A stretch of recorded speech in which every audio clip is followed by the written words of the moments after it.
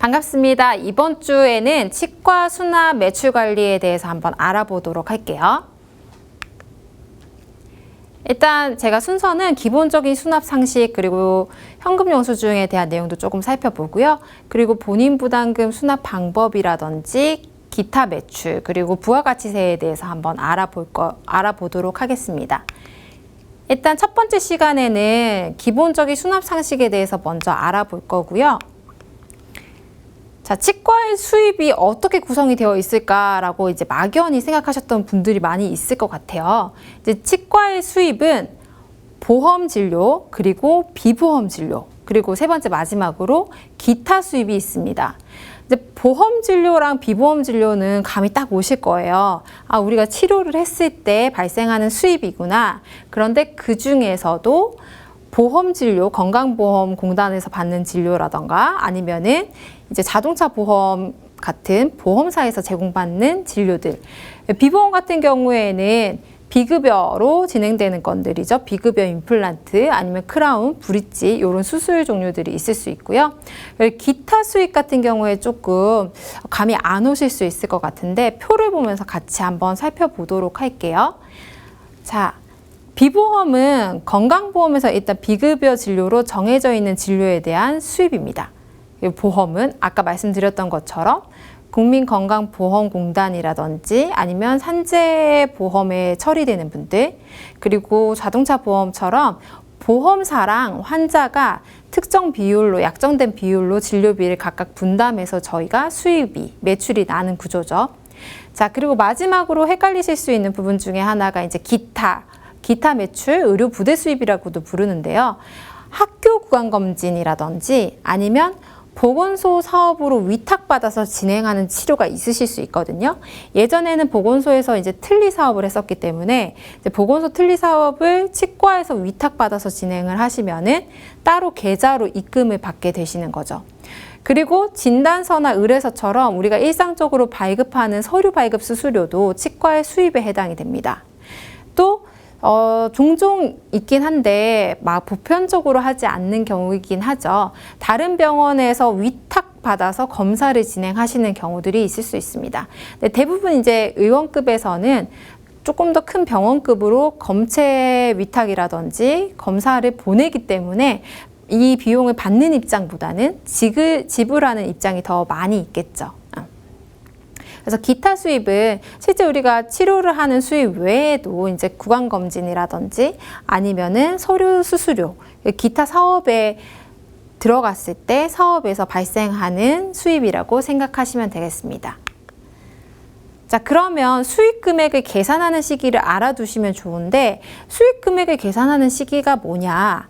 치료를 했을 때 이 치료의 중간에 받아도 되는지 아니면은 처음에 받아도 되는지 이 시기를 결정하는 거죠. 그래도 치과 같은 경우에는 많이 헷갈리진 않으세요. 왜냐하면 치과는 외래 진료이기도 하고 진료비가 본인 부담금, 공단에서 진행하는 보험 진료 중에서도 보험 본인 부담금이 거의 매일매일 환자가 내원할 때마다 발생하기 때문에 치과에서는 환자 오면 돈 받는 거지 라고 막연히 생각하는 경우들이 많이 있습니다. 근데 정확하게 따지고 들면은 외래 진료의 경우에는 진료일이 되고요. 입원 진료의 경우에는 입원 중간에 정산하는 게 아니라 퇴원일에 정산을 하도록 되어 있습니다.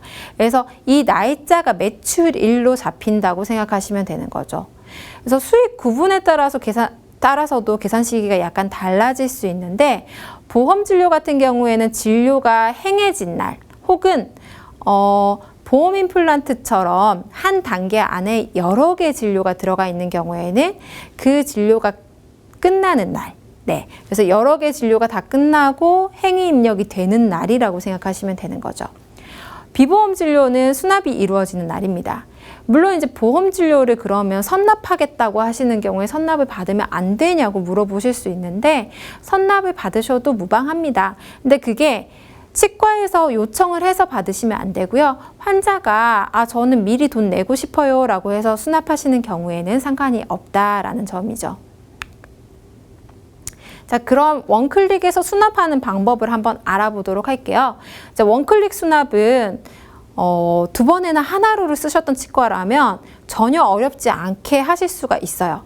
마찬가지로 진료를 입력하시고 수납을 누르시게 되면은 수납창이 뜨게 됩니다.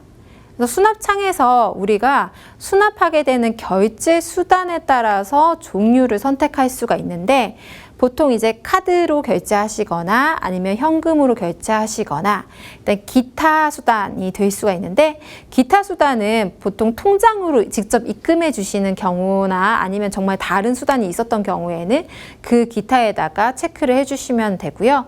대부분은 이제 카드나 현금으로 결제를 하시겠죠. 자, 현금 영수증에 대해서 잠깐 살펴보고 넘어갈게요.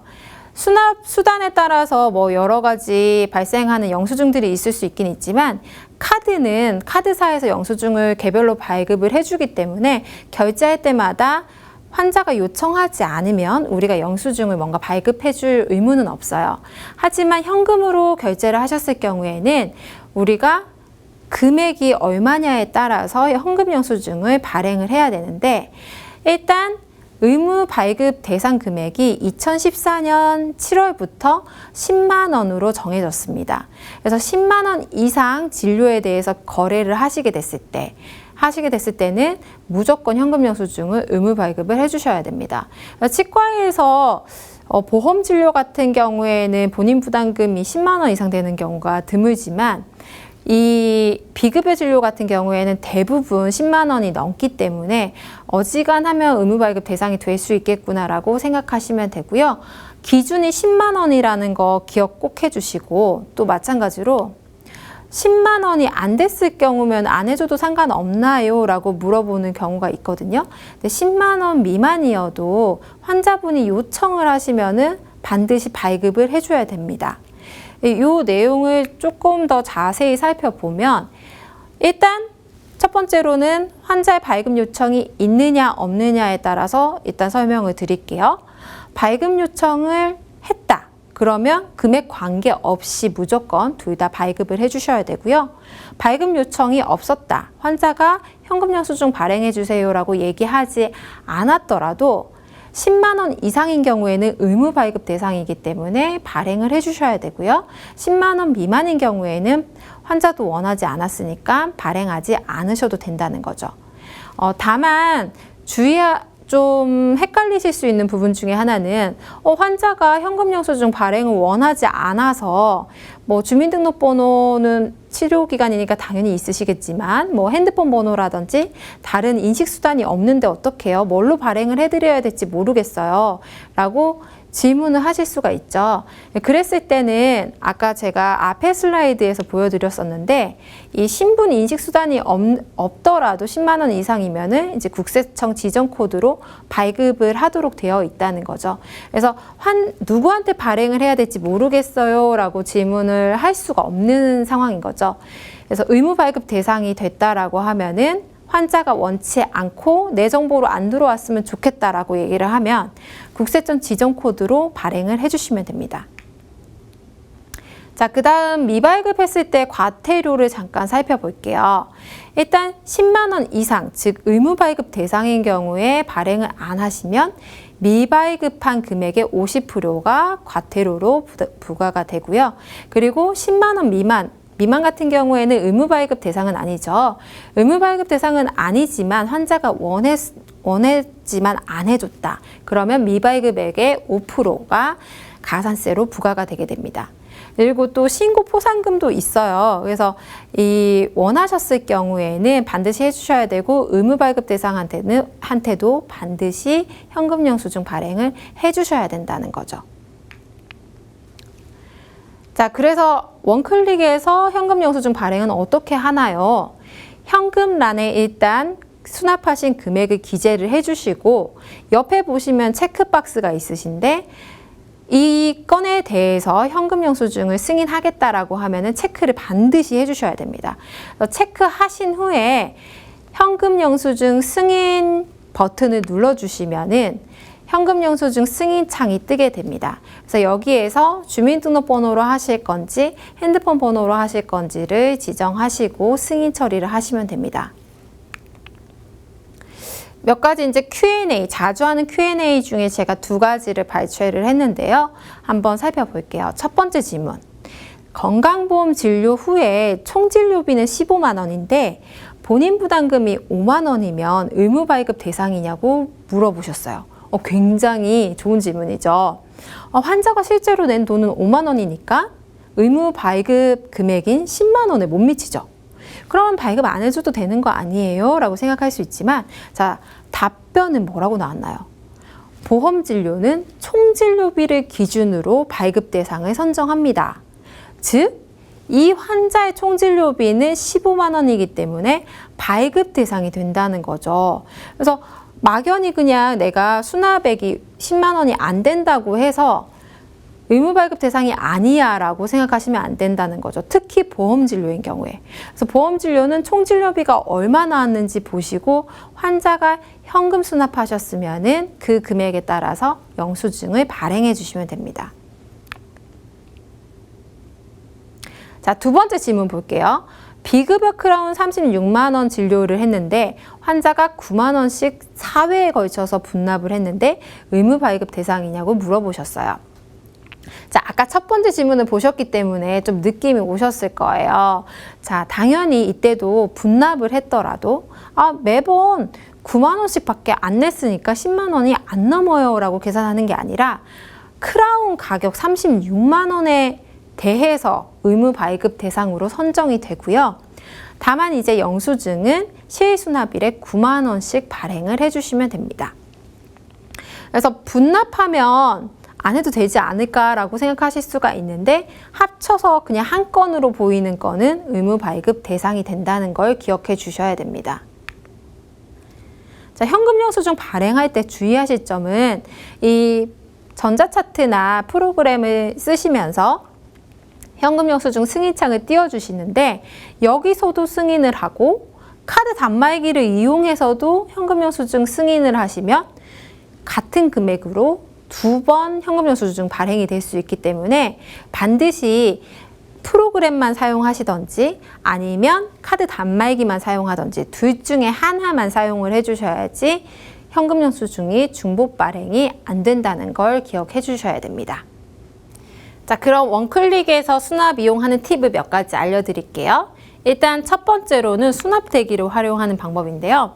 아까 진료 전자차트 화면에서 우리가 수납을 하실 수도 있지만 오늘 여러 명의 환자들을 한꺼번에 처리하고 싶다라고 하시면 이 수납 메뉴로 오셔서 수납 대기창에 뜨는 환자의 명단을 더블 클릭하시면은 각각 한 번에 수납 처리를 하실 수가 있습니다. 그래서 환자를 한 번에 한 명씩만 보는 치과들은 굳이 이 기능이 필요 없겠지만 동시에 여러 명을 보는 치과라면은 이 수납 기능을 활용하시면은 빠르게 수납하실 수가 있겠죠.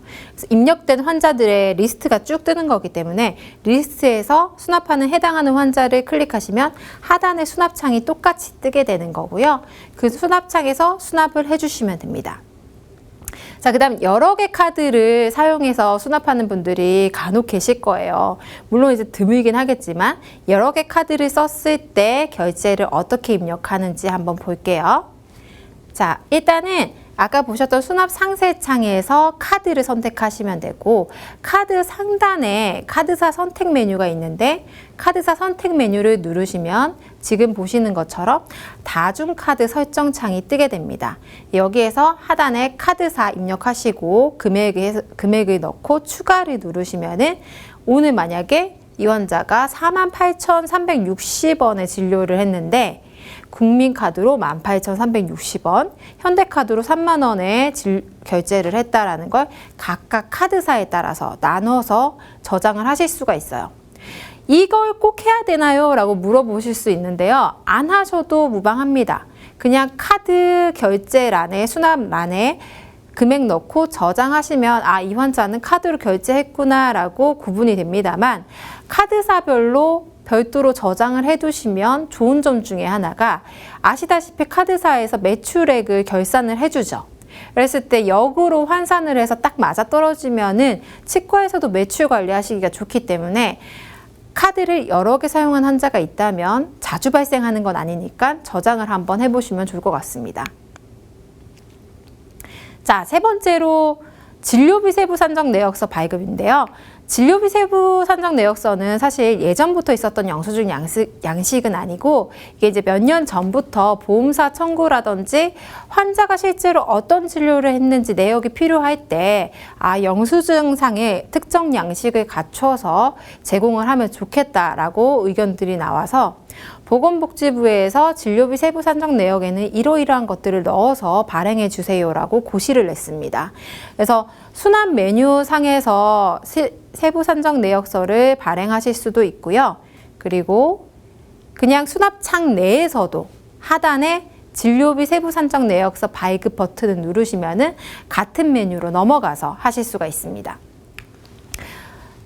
자, 진료비 세부 산정 내역서를 보시면은 여태까지 우리가 발행했던 영수증이랑 달리 진찰료가 얼마고, 그리고 뭐 어떤 발치를 했고, 마취는 뭘 했고, 리도카인은 얼마로 사용을 했는지 이런 아주 상세한 항목들이 다 추가돼서 나오게 되고요. 비급여 진료에 대한 부분들도 다 별도로 표시가 되게 됩니다.